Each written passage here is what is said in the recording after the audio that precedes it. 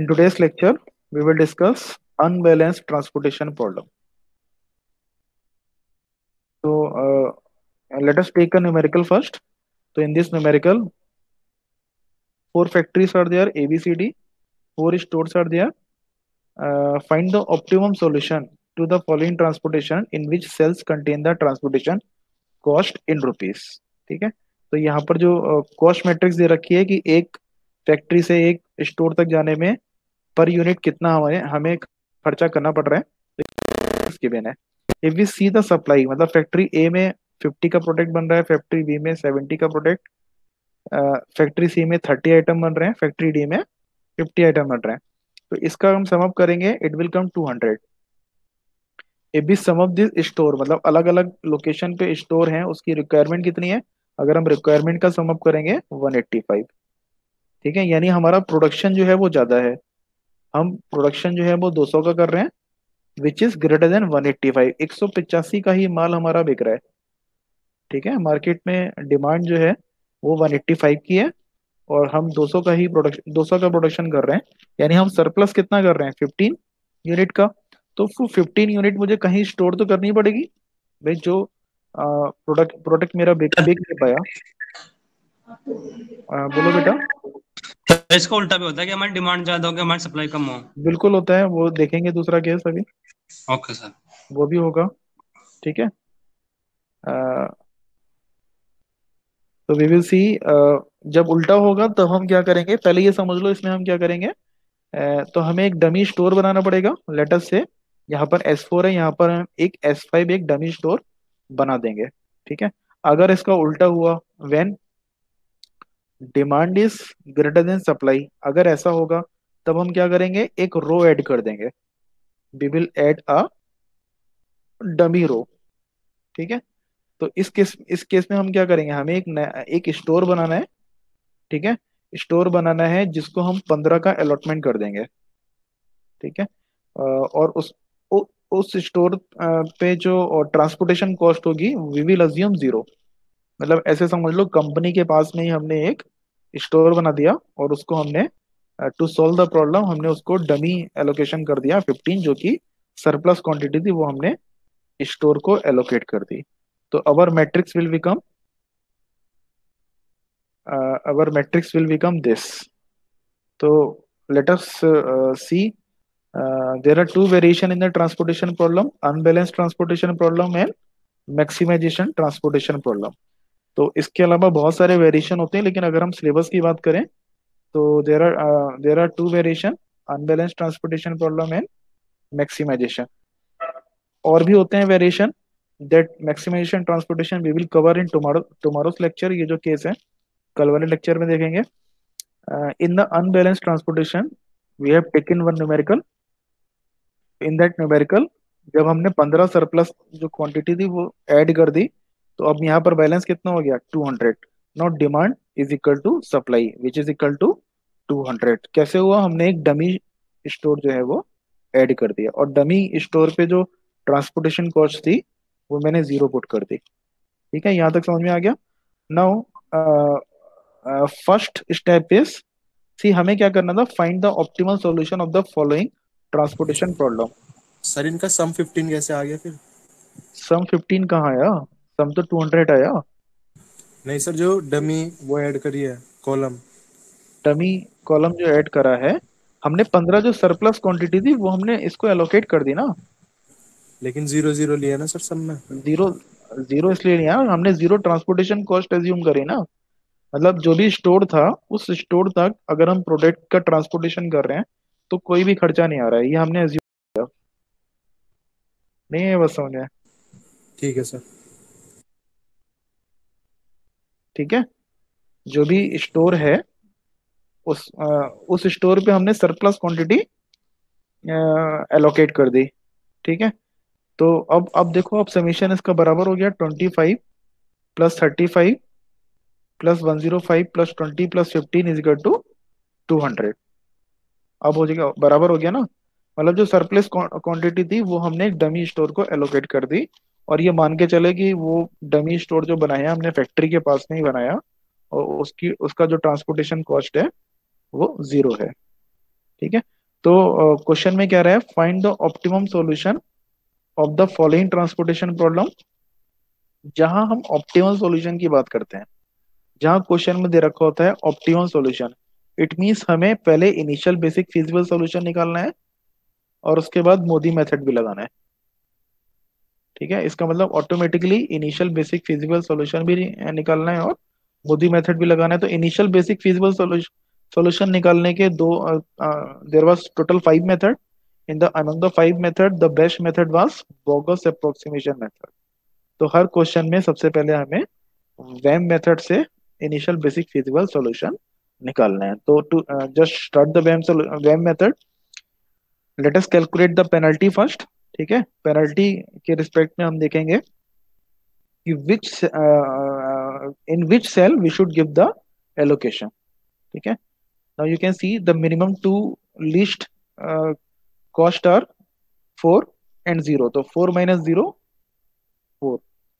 यहाँ पर least cost कितनी हो जाएंगी, 8 माइनस 0। मिनिमम टू एलिमेंट क्या हो जाएंगे, 8 एंड 0। यहाँ पर हो जाएंगे 4 and 0। 4 minus 0 is equal to 4। यहाँ हो जाएगा अगेन हमारा हो जाएगा 8 माइनस 0 8। नाउ कॉलम में देखो, अब कॉलम में 4 13 14 एंड 9। कॉलम में मिनिमम एलिमेंट हो गए 4 और 9। तो 9 minus 4 is equal to 5। 6 minus 4 is equal to 2। Now this is 8 minus 10 minus 8 is equal to 2। 30 8 minus 8, यहाँ मिनिमम एलिमेंट क्या हो गया 8 एंड 8। तो 8 minus 8 is equal to 0। 0 minus 0 is equal to 0। Now maximum penalty is 8। तो 8 में जो है वो यहाँ पर टाई हो गया। ठीक है, यहाँ पर 8 में टाई हो रहा है। तो we will see first check row number 1 and row number 4। तो दोनों में ही मिनिमम एलिमेंट जो है वो 0 है। तो आप या तो आइदर इसको सेलेक्ट कर लो या इसको सेलेक्ट कर लो, बात एक ही है। ठीक है, latus just a minute. Okay, आप इसमें अगर इसको सेलेक्ट करोगे तो भी 15 का एलोकेशन आएगा, और अगर इस 0 को सेलेक्ट करोगे तो भी 15 का एलोकेशन आएगा। तो रेंडमली मैंने इसको सेलेक्ट कर लिया। ठीक है, आप इसको भी सेलेक्ट करोगे तो भी सेम ही आंसर आएगा। Now I select this, late us से इन 15 एंड 50 मैं 15 एलोकेट कर दिया।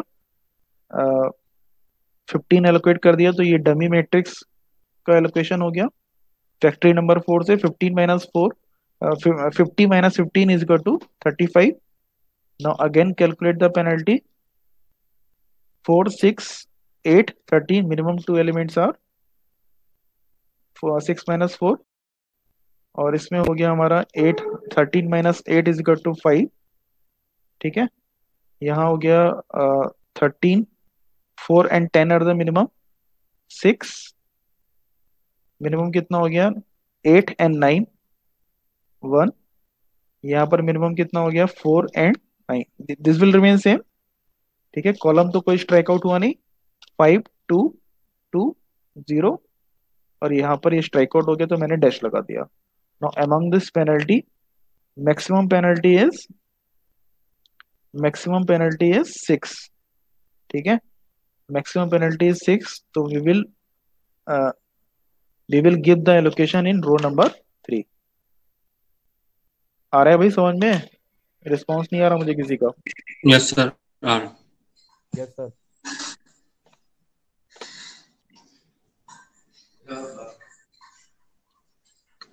ठीक है, यस सर। ठीक है, जाओ जब समझ में आ रहा है तो मुझे एक बार बताते जाओ ठीक कर रहा हूँ ठीक है या सर। नहीं। ठीक है, नाउ 6 के रिस्पेक्ट में मैं क्या करूंगा, मिनिमम कॉस्ट देखूंगा। तो 14 4 10, मिनिमम कॉस्ट इज 4। तो 4 में मैं 30 कितना एलोकेशन कर सकता हूँ, 30 अलॉट। 30 एलोकेट कर सकता हूँ। डिमांड और सप्लाई में हम देखेंगे विच वन इज मिनिमम। तो यहाँ सप्लाई मिनिमम है तो मैंने 30 एलोकेट कर दिया। तो जब 30 टोटल एलोकेट कर एलिमिनेट। दिया, इसको स्ट्राइक आउट कर दिया मैंने। रो नंबर 3 को स्ट्राइक आउट कर दिया and it will become 5। 35 minus 30 it will become 5। now again we will calculate penalty। तो यहाँ पर पेनल्टी भी को वही रही, सेम ही रही, कुछ चेंज ही नहीं किया मैंने। 2 5 और यहाँ पर डैश लग जाएगा यहाँ 1 आ जाएगी। ना कॉलम में चेंज हो गई पेनल्टी, कॉलम में किस 5 तरीके से चेंज हुई, यहाँ पर आ 5 गया 5, ठीक है, 5 will remain same. Now 6 and 11, यहाँ भी 5 आ गया, ठीक है। यहाँ पे 2 2 यहाँ पर आ गया 8 माइनस 2, 8 माइनस 10, 8 डिफरेंस 10, यहाँ पर आ गया 8 माइनस 8 0 रहा, और यहाँ हमारा डैश हो गया, ठीक है। नाउ सी, यहाँ भी 5 आ गया, यहाँ भी 5 आ गया, यहाँ भी 5 आ गया। लेट मी चेक, 2 2 1 2 2 5 2 2, कुछ गलती हुई है। 4 2 2 6 2 5, यहाँ चेक करो जरा। 13 माइनस 11, यहाँ देखो गलती हुई है, क्या इसमें गलती 2 हुई है? आएगा, 10 माइनस यहाँ 8 2 2 आएगा, यहाँ 2 आएगा। यहाँ मैंने 8 माइनस 10 कितना आएगा, 2।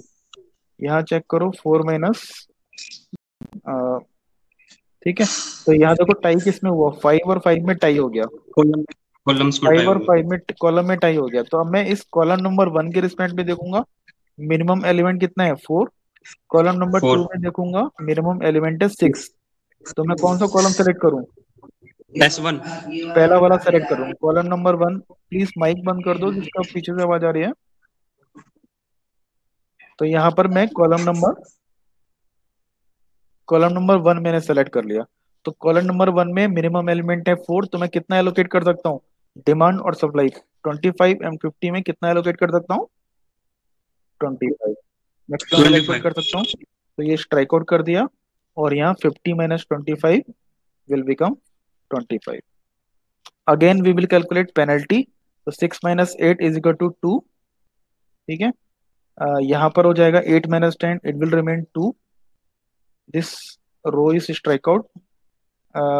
अब यहाँ डिफरेंस हो जाएगा 8 minus 11 minus 8 is will become 3। Now go for the column.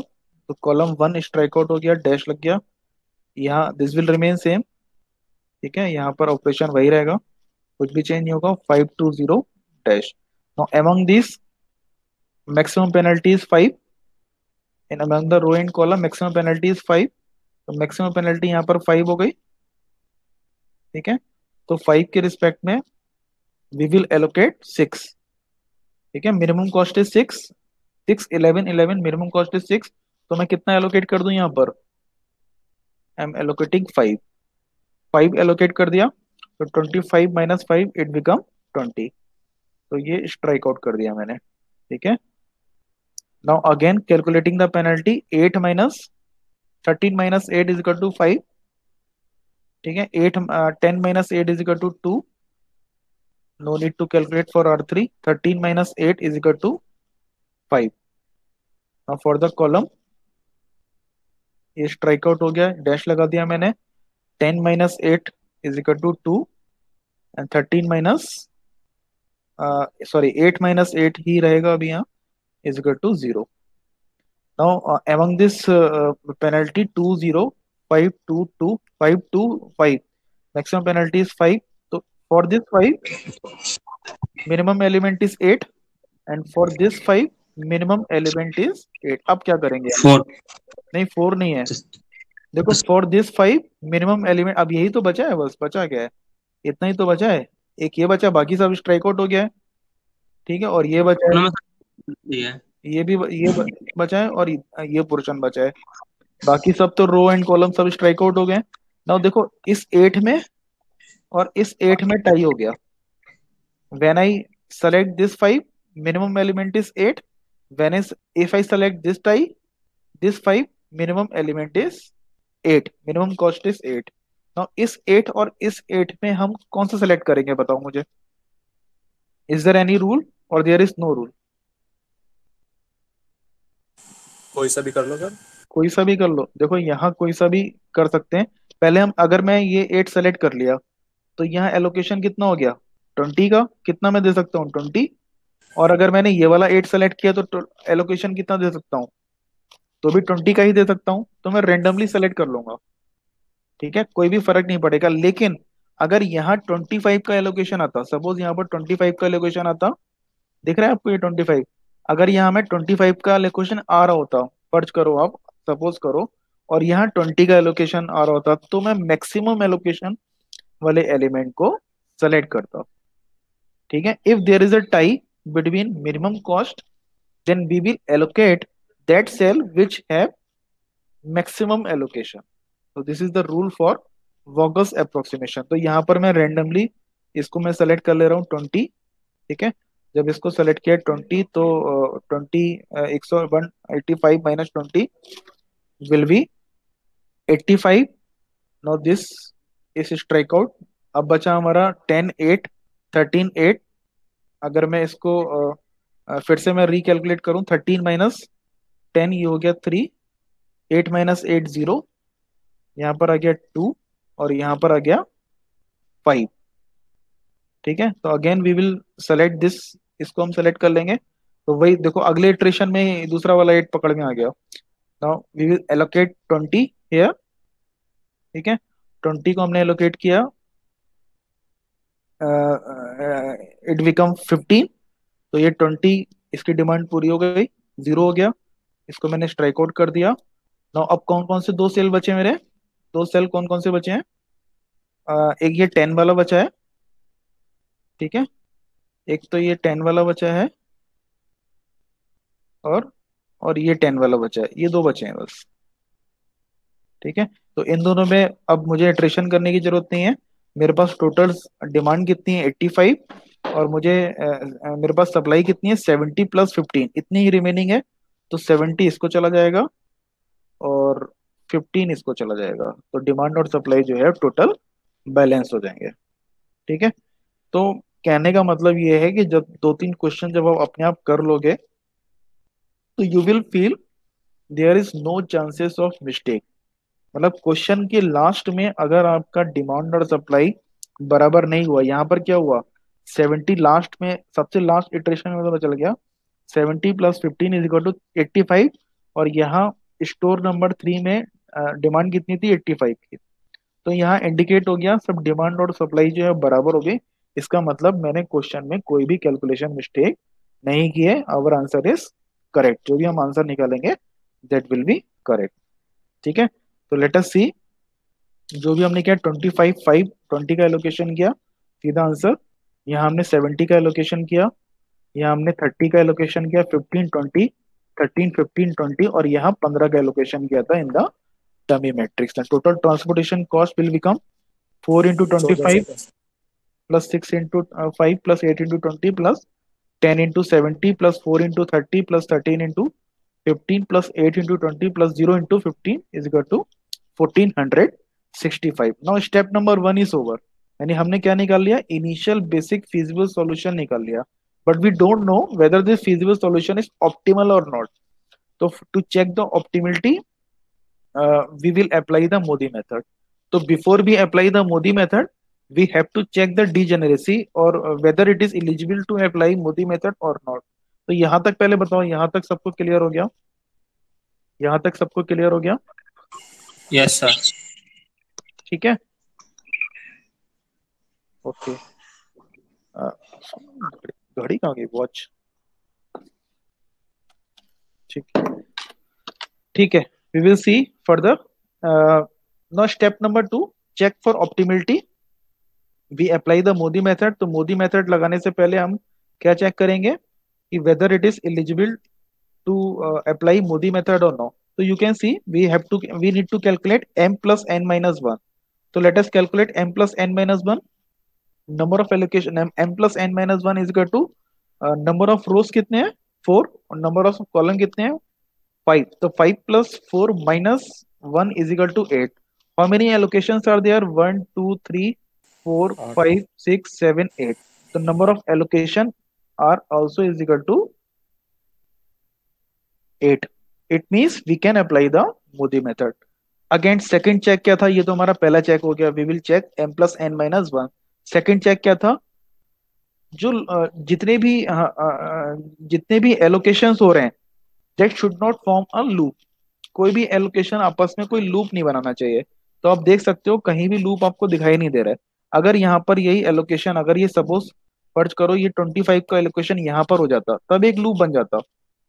ठीक है, तो बिफोर भी अप्लाई या मोदी मेथड, पहले मुझे इस लूप को दूर करना पड़ता।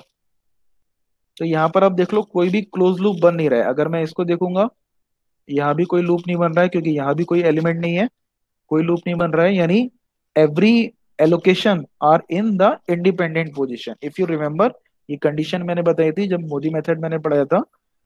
Every allocation should be in independent position और कोई भी लूप फॉर्म नहीं होना चाहिए। तो इस क्वेश्चन में दोनों ही चेकिंग का जो क्राइटेरिया है दोनों ही फुलफिल हो रहा है। Now we will apply MODI method. तो मोदी मेथड अप्लाई करने के लिए फर्स्ट पहला स्टेप है, first we find the dual variable. तो ड्यूल वेरिएबल फाइंड करने के लिए we will see the cost matrix. Cost matrix with respect to allocated cell क्या हो जाएगी, 4 6 8 10 4 13 8। ठीक है, तो वी विल 4 6 8 10 4 13 8 हमने कॉस्ट मैट्रिक्स लिख दी with respect to allocated cell. तो let us say this is V1 V2 V3 V4 and V5 are the dual variable. These are the dual variable U1 U2 U3 U4 are the dual variable. So total dual variables are 9. So let us make a equation. U1 plus V1 is equal to 4. U1 plus V2 is equal to 6. U1 plus V3 is equal to 8. U2 plus V3 is equal to 10. U2 plus V3 is equal to 10. U3 plus V2 is equal to 4. U4 plus V3 is equal to 13. U4 plus V4 is equal to 8 and U4 plus V5 is equal to 0. ठीक है, तो can you calculate the values of U and V? कर सकते हो अपने आप calculate. तो let us take V1 is equal to 0 to solve the question. तो let us take V1 is equal to 0। क्यों? क्योंकि नंबर ऑफ इक्वेशन कितनी हो गई, 1 2 3 4 5 6 7 8 and number of unknowns are 9। तो किसी एक अननोन को हमें जीरो पुट करना पड़ेगा। आप किसी भी अननोन को, किसी भी ड्यूल वेरिएबल को जीरो पुट कर सकते हो। तो let us I have made V1 is equal to 0। तो यहाँ V1 की वैल्यू आ गई 0। अब V2 की वैल्यू कितनी आ जाएगी, सॉरी V1 की वैल्यू जब 0 है, V1 की वैल्यू V1 की वैल्यू 0 है, तो U1 की वैल्यू कितनी आ जाएगी, 4। ठीक है, V2 की वैल्यू कितनी आ जाएगी, बताओ मुझे, 2। V3 की वैल्यू कितनी आ जाएगी, 4। Very good. नाउ U2 कितना आ जाएगा, भाई V3 की वैल्यू 4 है तो U2 कितना आ जाएगा, V3 की यहां से देख लो आप, U2 plus V3 is equal to 10, it will be 6। ठीक है, U3 प्लस V2 ये कितना आ जाएगा, U3 आ जाएगा 2। V3 और U4 तो कितना में, something divided by something plus 4 is equal to 13, it will be 9। ठीक है, V4 प्लस 9 प्लस व्हाट, -1। ठीक है, 9 plus -1 is equal to 8। 9 V5 कितना आ जाएगा, -9। V5 -9। ठीक है, तो first we calculate the dual variable. तो let us check whether we have calculated correct. 0 2 4 -1 -9 4 6 2 9। ठीक है, तो वी हैव कैलकुलेटेड करेक्ट। तो ये तो हो गया dual variable. Now with respect to this dual variable हमें क्या करना है, वैकेंट सेल का कॉस्ट मैट्रिक्स निकालना है। तो 4 plus -1 is equal to -3 and so on. 4 plus -9 is equal to -5 and so on. मतलब जितना भी वैकेंट सेल है उसकी वैल्यू हमें निकालनी है, वैकेंट सेल की वैल्यू हमें निकालनी है, यानी U प्लस 5 प्लस VJ करना है हमें। बोलो सर यहाँ पे मैथ लिख रहा दिखाना चाहिए था +3 होना चाहिए था। हाँ सर, हम हाँ सही ठीक है, अब सही है ना, अब सही है। तो हम क्या निकालेंगे, हम जो भी वैकेंट सेल है तो वैकेंट सेल की मैट्रिक्स निकालेंगे, वैकेंट सेल के रिस्पेक्ट में इम्प्लिसिट कॉस्ट मैट्रिक्स निकालेंगे। तो यहाँ क्या हो जाएगा, 4 plus minus 1 is equal to 3, 4 plus minus 9 is equal to -5, 4 plus minus 9 is equal to -5, 6 plus 0 is equal to 6, 6 plus 2 is equal to 8 and so on। हो जाएगा, ये समझ में आ गया? ठीक है, इसी तरीके से इम्प्लिसिट कॉस्ट मैट्रिक्स कहलाती है, this is called implicit cost matrix for vacant cell, for vacant cell. Now I need to calculate, next step क्या हो जाएगा, हमें सेल इवोल्यूशन मैट्रिक्स निकालनी है। तो for the cell evolution matrix let us take original matrix, original cost matrix जो कि question में गिवन है, ठीक है। एंड जो अभी हमने वैकेंट सेल मैट्रिक्स निकाली है वो मैंने फिर से लिख लिया, वैकेंट सेल मैट्रिक्स। तो सेल इवोल्यूशन मैट्रिक्स कैसे निकालेंगे, what is the formula for the cell evolution matrix? Let us say it is denoted by dij is equal to cij minus ui plus vj। तो ये तो हो गया हमारा ये this complete matrix is called cij, ठीक है। And this matrix is called summation of ui plus vj, ठीक है। तो इसका कैसे निकालेंगे हम, हो जाएगा, याद आ रहा है, 13 minus 3 is equal to 10, 0 minus minus 5 is equal to 5। तो यहाँ पर मैंने कर दिया इसका 13 minus 3 is equal to 5, 0 minus minus 5 is equal to 5, 13 minus 6 is equal to 7, 11 minus 8 is equal to 3, 8 minus 5 is equal to 3, 0 minus minus 3 is equal to 3, 14 minus 2 is equal to 12, 10 minus 6 is equal to 2, is equal to 4, 13 minus 1 is equal to 12, 0 minus minus 7 is equal to 7, 9 minus 9 is equal to 0, 11 minus 11 is equal to 0। ठीक है, समझ में आ गया? Now you can C in this complete cell evolution matrix, this is nothing but cell evolution matrix जो कि हमें Modi iteration लगाने मोदी मेथड में हमने निकाली। All the elements are greater than equal to 0। अच्छा, यहाँ 0 आ गया है, अगर यहाँ 0 नहीं आता तो मैं क्या लिख देता, greater than equal to 0, sorry greater than 0 लिख देता मैं, लेकिन यहाँ 0 भी आ गया है। हमें क्या चेक करना था, माइनस नहीं आना चाहिए था। अगर कोई भी एलिमेंट अगर माइनस आ जाता तो मैं फर्दर क्या करता, लूप बना के उस पर्टिकुलर सेल में मैं एलोकेशन दे देता और मेरा सॉल्यूशन जो है वो इम्प्रूव कर जाता। सॉल्यूशन इम्प्रूव कर जाता मतलब सॉल्यूशन हमारा आ रहा था 1465। अगर सेल इवोल्यूशन मैट्रिक्स में कहीं पर माइनस वाली टर्म आ जाती तो मैं एक लूप बनाता और उस सेल में, उस पर्टिकुलर सेल में एलोकेशन में प्रोवाइड करता with the help of loop. तो जो हमारा आंसर था 1465 आ रहा था, वो थोड़ा सा इंप्रूव हो जाता, मे बी 1400 हो जाता या 1350 हो जाता, बट यहाँ पर कोई भी माइनस नहीं आ रहा है, तो क्वेश्चन यहीं पर एंड हो गया। ठीक है, यानी optimal solution, optimal transportation cost will be 1465 rupees. ये हम लिख के यहाँ पर क्वेश्चन छोड़ देंगे। ठीक है, तो क्वेश्चन तो खत्म हो गया। अब यहाँ पर एक बात मुझे और बतानी है, विच इज 0। ये जो 0 आ रहा है इसका क्या सिग्निफिकेंस है, ये आप ध्यान से सुनो। अच्छा, मुझे कोई बताएगा, सिंप्लेक्स में हम जब करते थे, सिंप्लेक्स में जब हम करते थे CJ minus Z J for the non basic variable, जब 0 आता था तब कौन सा केस होता था, 4 के 5, टोटल 5 केस पढ़े थे हमने सिंप्लेक्स में। सिंप्लेक्स में हमने 5 केस पढ़े थे, unique solution, multiple optimal solution, degenerate solution और नो सॉल्यूशन। मल्टीपल ऑप्टिमल होता था सर वो। मल्टीपल ऑप्टिमल होता था, वेरी गुड। तो देखो मल्टीपल ऑप्टिमल होता था, यहाँ भी मल्टीपल ऑप्टिमल सॉल्यूशन हो गया। सपोज यहाँ पर 0, एक सेल पकड़ के चलते हैं, ये 0 आया, इसको मैंने 0 पकड़ लिया यहाँ, यानी I want to give allocation to this particular cell. इस सेल में मैं एक एलोकेशन देना चाह रहा हूँ। ठीक है, अब इस सेल में एलोकेशन अगर देना है मुझे, तो मुझे एक लूप बनाना पड़ेगा। लेटस मैंने इस पे मैंने टिक का मार्क कर लिया। अब यहां से स्टार्ट करके मुझे एक लूप बनाना है। तो देखो, just try to make a loop. ये एक लूप बना दिया। देखो बहुत ध्यान से सुनना, ये बहुत ही इंपॉर्टेंट है। अगर ये लूप का कंसेप्ट क्लियर हो गया तो सारे क्वेश्चन सही हो जाएंगे। loop is very important. So can I make this loop like this?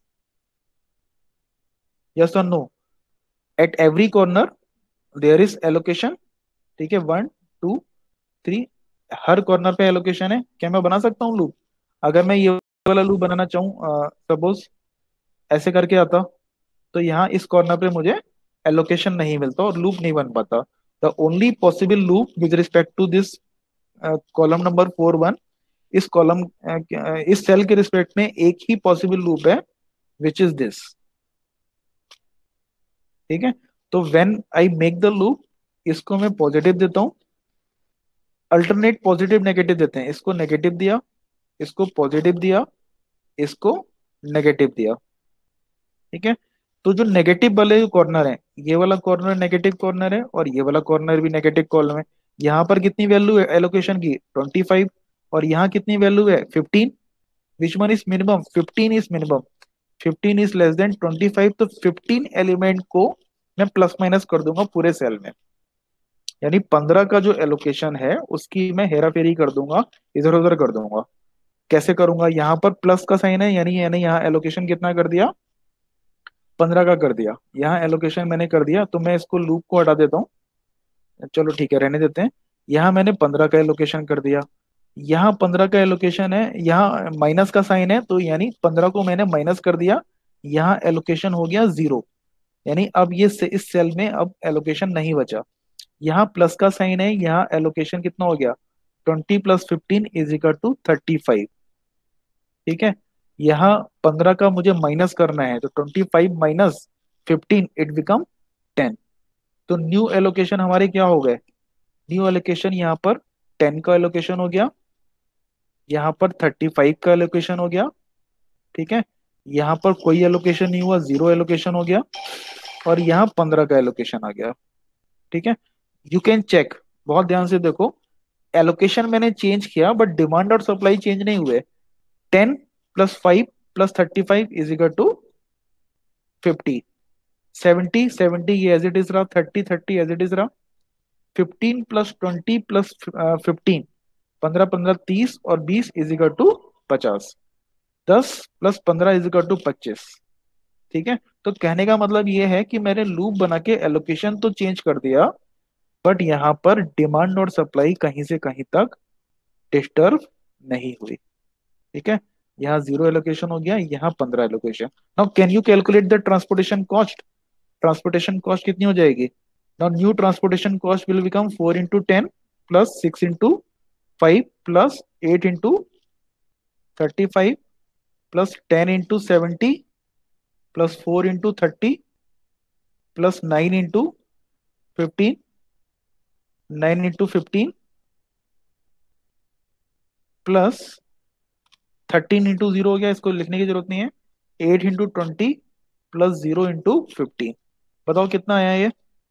तो when you calculate this, we will find the same answer 1465. ठीक है, when we calculate this with respect to new allocation,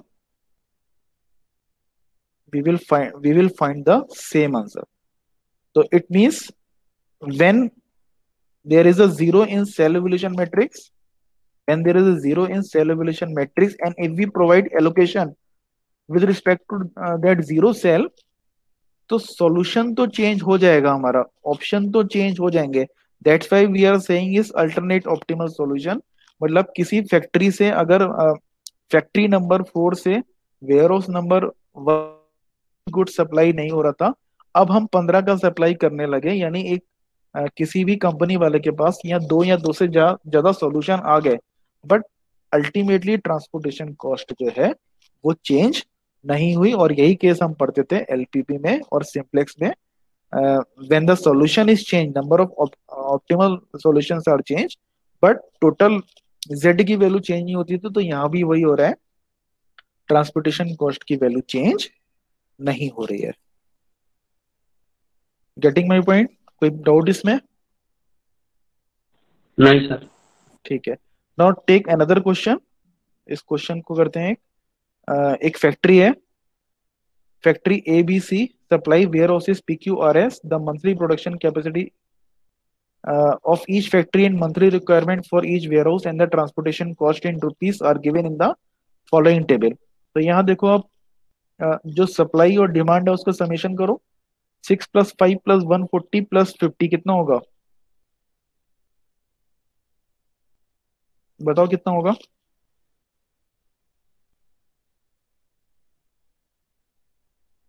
addition करो, 6 + 5, 300 300, और यहाँ पर करो 120 + 80 + 200, 400। 400। तो यहाँ पर क्या है, demand is greater than supply.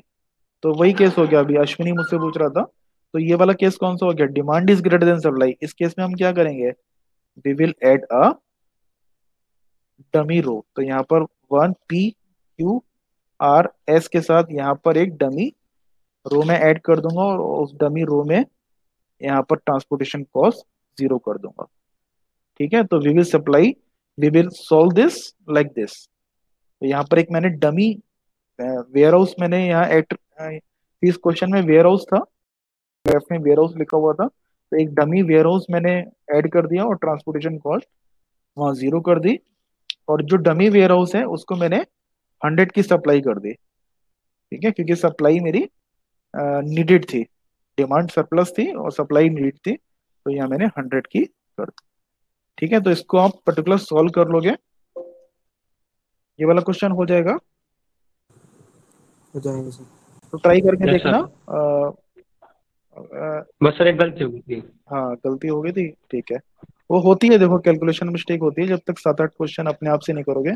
तो देखो ये क्वेश्चन मैंने सॉल्यूशन कर रखा है, केवल इसमें इनिशियल बेसिक फिजिबल सॉल्यूशन निकालना है। तो ये करके देखना, ट्राई करना, चाहे तो स्क्रीनशॉट ले लो, या फिर ये एग्जाम्पल जो किताब जो मैंने शेयर कर रखी है उसका अनसॉर्ट क्वेश्चन नंबर 39 है, तो यू कैन कर सकते हो आप लोग अपने आप। ठीक है, तो अल्टीमेटली समेशन सम अप ये करना चाह रहा था, किसी भी क्वेश्चन में चाहे वो कोई सा भी केस हो, डीजनरेसी का केस हो या अनबैलेंस ट्रांसपोर्टेशन मैट्रिक्स का केस हो, तो केवल ये क्वेश्चन में लिखा होगा find the optimum solution, optimal solution. तो हमें दोनों ही मेथड लगाने हैं, वोगल्स अप्रोक्सीमेशन मेथड भी लगाना है और मोदी मेथड लगाना है। मोदी मेथड में 2 इटरेशन भी हो सकते हैं, 3 इटरेशन भी हो सकते हैं, 4 इटरेशन भी हो सकते हैं। अ, अगर जब तक सेल इवोल्यूशन मैट्रिक्स सारा का सारा 0 या पॉजिटिव नहीं आ जाता, जब तक हमें इटरेशन करते रहना है। तो सबसे पहले हमें चेक करना है कि वेदर प्रॉब्लम जो है वो बैलेंस मैट्रिक्स की है, बैलेंस ट्रांसपोर्टेशन मैट्रिक्स की है, या अनबैलेंस ट्रांसपोर्टेशन मैट्रिक्स की है।